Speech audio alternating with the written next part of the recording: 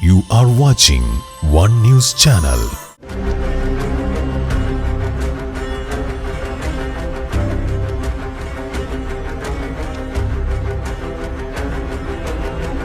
ഭരണാധികാരികളെ മുട്ടുകുത്തിച്ച് ജെൻസി. സ്വാഗതം വൺ റിപ്പോർട്ടിലേക്ക്. സുപ്രീം കോടതി ചീഫ് ജസ്റ്റിസ് നടത്തിയ ഒരു പരാമർശം ഇന്ത്യ ഇതുവരെ കാണാത്ത ഒരു സമരത്തിന് രൂപം നൽകുകയും അത് വിജയിക്കുകയും ചെയ്തു. എന്നാൽ ജന്തർ മന്ദറിലെ കോക്രോച്ച് ജനതാ പാർട്ടി സമരത്തിന്റെ പ്രത്യേകത വിജയത്തിൽ മാത്രമായിരുന്നില്ല.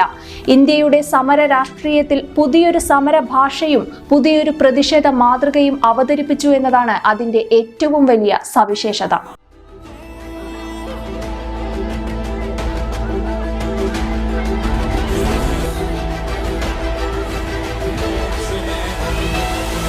സമരത്താൽ രൂപം കൊണ്ട രാജ്യമാണ് ഇന്ത്യ. അഹിംസയും നിസ്സഹകരണവും സത്യാഗ്രഹവും മുതൽ നിരവധി സമര രീതികൾ ഇന്ത്യ കണ്ടിട്ടുണ്ട്.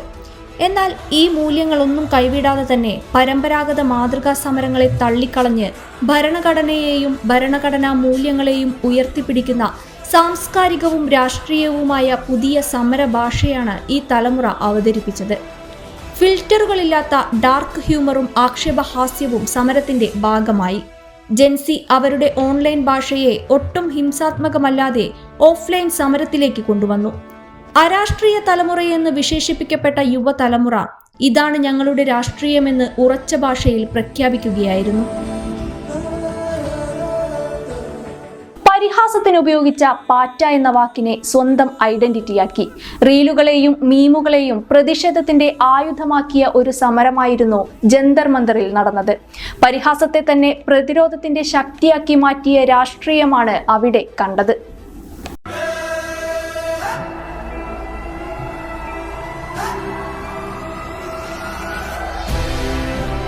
പാറ്റ എന്ന് സ്വയം വിളിച്ചതിൽ തന്നെയുണ്ട് ഈ സമരത്തിന്റെ രാഷ്ട്രീയം.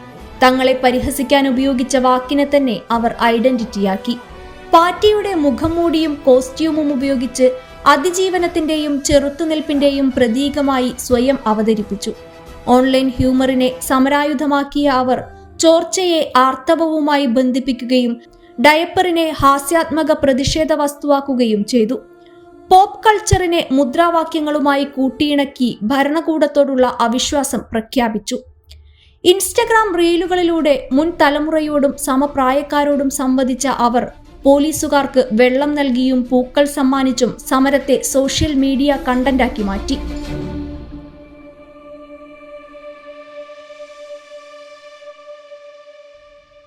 ജന്തർ മന്ദറിലെ സമരം ഒരു പ്രതിഷേധം മാത്രമായിരുന്നില്ല. ഡിജിറ്റൽ തലമുറയുടെ രാഷ്ട്രീയവും ആഗോള സമരാനുഭവങ്ങളും സാങ്കേതിക വിദ്യയും ഒത്തുചേർന്ന പുതിയ കാലത്തിന്റെ സമര രീതിയായിരുന്നു അത്.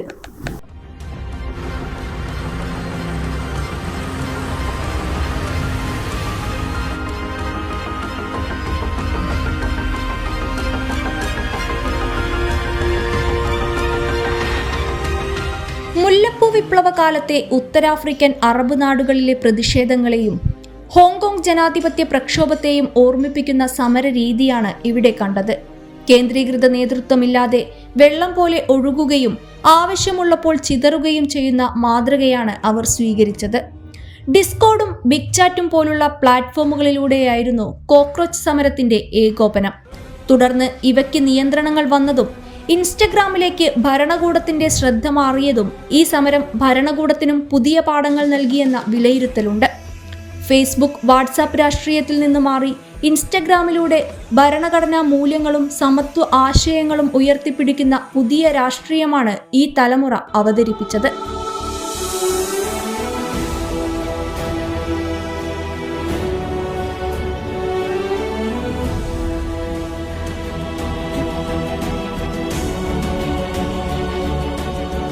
ഇന്ത്യൻ മധ്യവർഗത്തിന്റെ ആകുലതയും ഭരണവർഗത്തോടുള്ള അസംതൃപ്തിയുമാണ് ഈ സമരത്തിന്റെ ജീവവായു.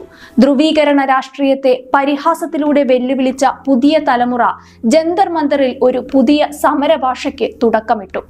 അതെ, പുതിയ തലമുറ വഴി കാണിച്ചു കഴിഞ്ഞു. ഇനി മുതിർന്ന തലമുറ അത് ഏറ്റെടുക്കുമോ എന്നത് മാത്രമാണ് ചോദ്യം. മൺ റിപ്പോർട്ടിന്റെ അടുത്ത ലക്കത്തിൽ വീണ്ടും കാണാം.